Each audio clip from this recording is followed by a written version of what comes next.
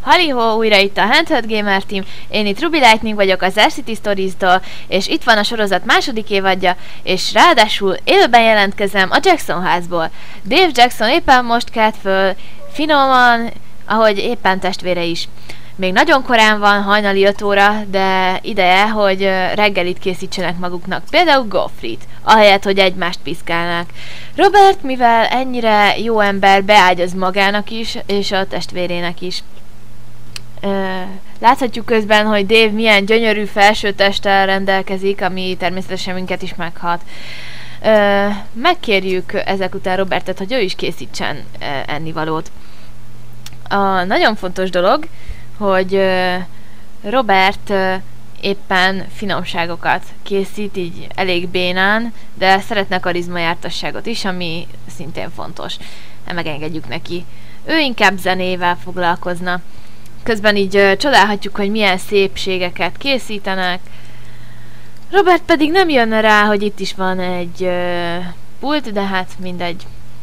Ezek után jobb is lesz, hogyha Dave ezt abba hagyja, és elmegy a mosdóba. Kíváncsian várjuk, hogy mik fognak itt történni. Ezen kívül talán ideje lenne egy fürdőt is vennie. Robert pedig látja, hogy valami itt nem stimmel. Kosz van. Hát az meg hogy lehet? Ó, és a WC is elromlott, te jó ég! És kész is. Hamarosan megsül az ennivaló.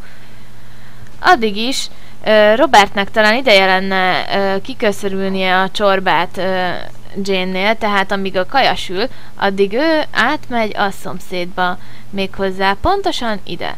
Brown család meglátogatása, ami egy nagyon fontos dolog.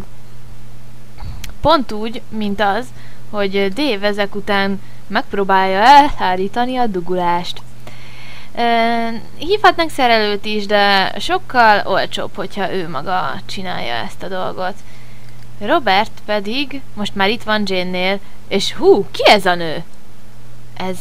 Ez nagyon furcsa. Ezt a nőt én még soha nem láttam. Be kéne neki talán mutatkoznunk, üdvözölni. A neve Charlotte Holloway. Egy eléggé sötét figurának tűnik. Dave közben WC-t pucol, rendben. Sötét figura ez a Charlotte. Hoppá! Úristen! Tűz ütött ki a telkünkön? Ajaj, ez itt nem lesz jó. Tűz. Húha! Ez nagyon nem lesz jó. Főleg, hogy Dave a WC-t pucol. Ó, jajaj. Húha! És dolgoznunk is kell, tehát inkább... Jó ég. Tűz ütött ki a telkünkön. Meneküljünk, mielőtt valami baj történik. A legnagyobb probléma ilyenkor az, hogy hoppá, riasztot kellett volna vennünk, ami hát nem túl jó dolog. A probléma ilyenkor az, hogy úristen, 2 helyen is van tűz! Jaj! Híradót kellene magunknak gyártani. Jaj! Itt nem csak én esek itt kétségbe, hanem ők is, főleg, hogy 2 helyen is ég a ház. Ez hatalmas tragédia. De az a probléma, hogy ilyenkor a szímeink nem akarnak menekülni, pedig ideje volna. Főleg azért, mert Dave-nek munkába kell mennie. És Robert pedig itt elég, ami nem lenne szerencsés. Menjetek már innen, mielőtt megégtek. Hihetetlen. A szímeknek mániájuk az, hogy kigyulladjanak. Egyébként, de tényleg. Ideje lesz valamit tennünk. Jóságos ég! Rossz az adás! A kamerákat is megtámadja a tűz! Ráadásul a lakók! Jaj! Veszélyben vannak a lakók! Ki kell őket menekíteni! Mielőtt még baj történne! Már az egész ház lángokban áll! Ráadásul Dave-nek dolgoznia kéne. Úgyhogy őt elküldjük a munkahelyére. Addig is, hát ha kiérkeznek a tűzoltók. Egyszer talán. Lehet, hogy addig Robert átmegy Jayhez, hogy biztonságban maradhasson. Mielőtt még ő maga is tüzet fog. Rettenetes! Rettenetes! És Dave nem ment el dolgozni. Dave irány dolgozni. Nézzétek csak, emberek! Itt vannak a szomszédok! Itt vannak a szomszédok! Ó, talán üdvözölni kellene őket. Úristen, nem menekülnek. Ilyet még én sem láttam. Dave, nem gyulladsz ki? Gyere ide, Dave! Gyere ide! Talán nem ártana, hogyha hívnánk a tűzoltókat. Ilyenkor nagyon-nagyon fontos, hogy hívja a tűzoltókat. Már lángokban áll az egész ház. Mekkora kár, te jóságos ég, és nem tud más tenni, csak oda megy a lángokhoz. Dave legalább bátor, és megpróbálja oltani a lángokat. A tűzoltó már úton van, de nem biztos, hogy sikerül. Mekkora itt a pánik! Kedves nézőink, már odakint is ég a ház! Nézzétek csak! Úristen! Dave, mint a hős! Tűz van, emberek, tűz van! És már pénzünk is alig. Elfogynak a bútoraink, tönkrement az életünk, legalábbis ezt gondolják Jacksonék. Ezt én sem tudom hogyan kommentálni.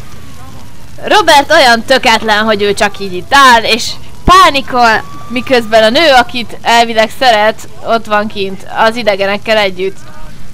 Megérkezett a tűzoltó, és láthatjuk, hogy milyen egy sötét kár. Nem tudjuk, mi fog ezek után történni. Robert teljesen pánikba esett.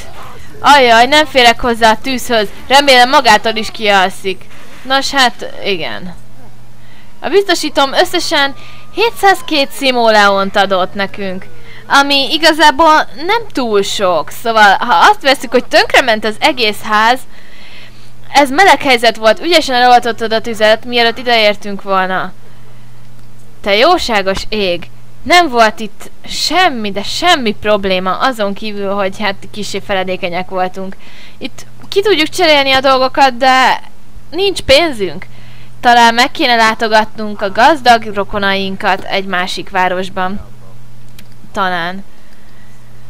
El kell hesegetnie a kukkolószímeket, ahogyan azt az előbb próbálta, csak hát végül is nem sikerült neki. Talán még itt van. Kérje meg, hogy távozzon. Igazából ez egy fájdalmas pillanat. Ha jól tudom, ez a Charlotte Holloway egy másik városban lakik, most éppen látogatóban volt itt Sunset Valley-ben. Talán meg kéne beszélniük a dolgokat.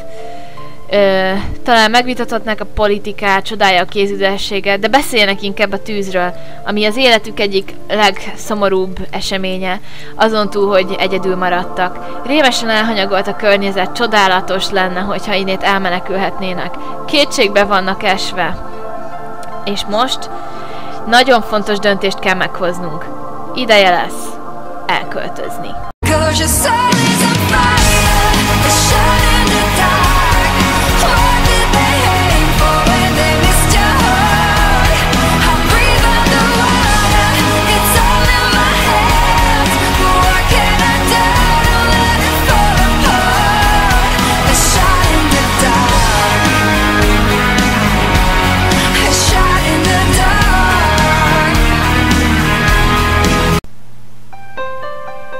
Csodálatos, lélegzetelállító szépség. Ez nem más, mint Bridgeport. A szimek fővárosa, a gyönyörű híd a szépséges szép öböl fölött. Láthatjuk a modern város szépségét. Gyönyörű szép hely. És ez nem más, mint Bridgeport. Ez lett volna az. Erre vártunk olyan rég. Ezek a gondolatok futnak át most a Jackson fivéreknek az agyán. Lelkesedhetnek az új házért, az egész új városért. Ugyanis a hely, ahol új otthonra találtak, nem más, mint Bridgeport.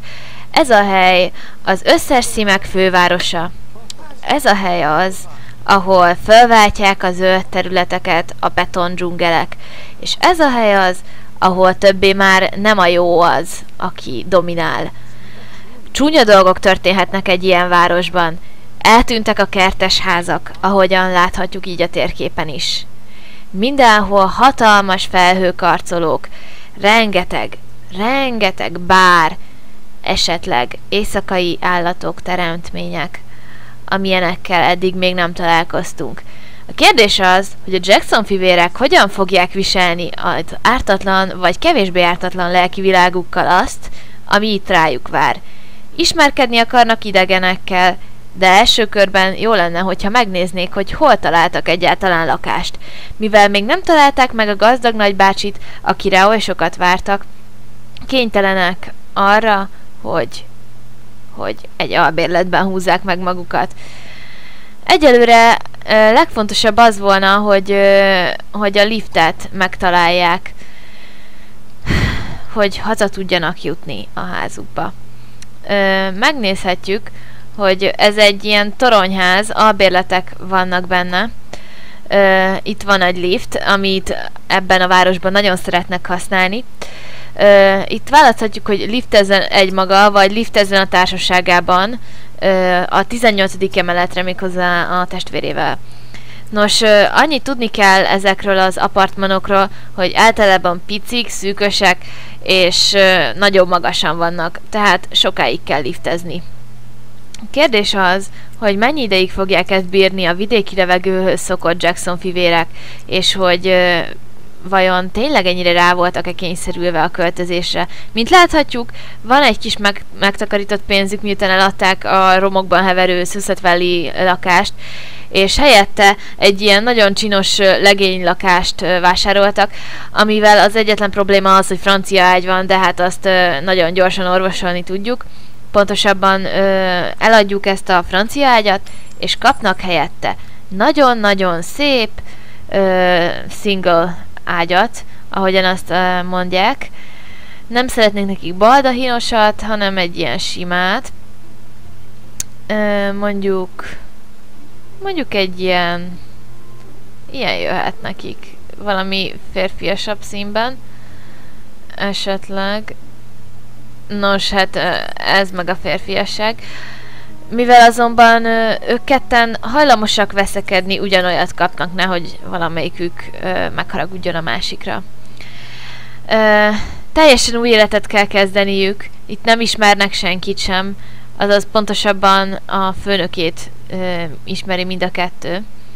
Ugyanis Robert rajongó a zenevilágban, és Dave pedig a pódiumfényesítő, aki politikus készül lenni. Láthatjuk, hogy egy igazán unalmas és apró lakásról van szó, mint azt mondottam. Itt vannak a szomszédaink, becsöngethetünk hozzájuk, hogy megismerjük őket. Több lakás is van ezen az emeleten. Itt nem lakik senki, itt viszont valaki lakik szintén. És várhatjuk azt, hogy valaki ajtót nyisson. És minden egyes szinten vannak emberek, akikkel találkozhatnánk, mivel azonban mi itt lakunk, nem mehetünk lejjebb. Igazán érdekes lesz bejárni ezt a várost, és megismerni Jacksonék segítségével. Talán Robert éppen a világításra, Dave pedig a gyerekekre gondol. Méghozzá nem azért, mert magában beszél, hanem mert itt van egy kedves asszony, aki valószínűleg gyerekekkel foglalkozik. Megismerhetjük őt, de igazság szerint ebben a városban az élet nem nappal kezdődik, hanem éjjel. Tehát hamarosan meg kell látnunk azt is, hogy micsoda hely ez a Bridgeport. Itt gyorsan első körben megmutatnám a jelöléseket. Vannak ilyen koktélos poharak, ezek a bárokat jelzik, az üvegek pedig inkább kocsmák, vagy kevésbé kifinomult és társasági helyek. Oda inkább csak tényleg berúgni mennek. Ezen kívül van itt még szórakozó hely is, ahol inkább a zenére mennek rá az emberek. Bridgeportban válogathatunk, hogy mihez van kedvünk. Itt nagyon kevés az öldövezet, mint ahogy azt már említettem, Ezen kívül megjelennek az összevont funkciójú épületek. Megtudjuk közben, hogy a nő, akivel beszélgetünk, természetbolond, ami persze mindenkit érdekel, csak hát engem nem. És David sem természetesen. Nos, ez a közszolgálati központ, ahol egyszerre a katonasság, a rendőrség és a parlament, a városháza működik. Ez nagyon fontos, mert egy nagy épületkomplexumban mindent megtalálunk, amire szükségünk van. Nem ez az egyetlen ilyen, van például egy könyvesbolt és fürdőház is, amit egyébként meg is vásárolhatnánk, ahogyan azt a lehetőséget felkínálja, de inkább ettől tartózkodjunk. A sportcentrum az most is külön létesítmény, ahogy a mozi is. Viszont az étterem és az üzletközpont egy helyen van, ahogyan azt nagyvárosokban elvárhatnánk. Ezen kívül láthatunk itt még olyan jelöléseket, hogy állomások. Ezek metrók. Tehát ha itt felszállunk erre a metróra, kiukadhatunk itt is, de akár itt vagy itt. Nagyon egyszerű dolog ez a tömegközlekedés, és sok hasznos dolog van itt ezen a környéken. Megtalálható ezen kívül természetesen minden olyan szakmához szükséges épületközpont, amilyen a sima kisvárosokban, mint Sunset Valley-ben is létezik. Ezen kívül van iskolánk is, bár ennek a neve nem igazán szép, egy 67-es számú középiskola. Viszont van megállója ennek is. Ami viszont újdonság és Sunset Valley-ben nem volt, ez a stúdiótelek. Helloway Pictures. Mondjátok csak, nektek nem ismerős ez a név? Helloway. Mint hogyha már hallottam volna, gondolják a Jackson fivérek. Talán ismerjük ezt a nevet, talán nem. Ó, hát persze, most már én is emlékszem. Ez nem más, mint az a nő, aki a tűzkor, amikor leégett a házunk, a tűzkor ott volt, és szaglászott. El kellett őt küldeni. Emlékeztek még rá? Úgy hívták, hogy Charlotte Helloway. Ezek szerint tényleg ebben a városban lakik, ahogyan azt a pletykák is állították. Lehet, hogy jobb lesz elkerülni az összetűzést vele. A nő állítólag a filmiparban utazik, övé a stúdió, mint azt már láttuk. Ezen kívül a probléma ott adódhat, hogy Robert filmzeneszerző akar lenni. Talán jobb lesz, ha kerüljük az összetűzéseket. Ahogy az este leszáll, a Jackson fivérek pedig beköltöznek, én búcsúzom. A következő részben megláthatjátok valószínűleg, hogy milyen az éjszakai élet Bridgeportban. Sziasztok!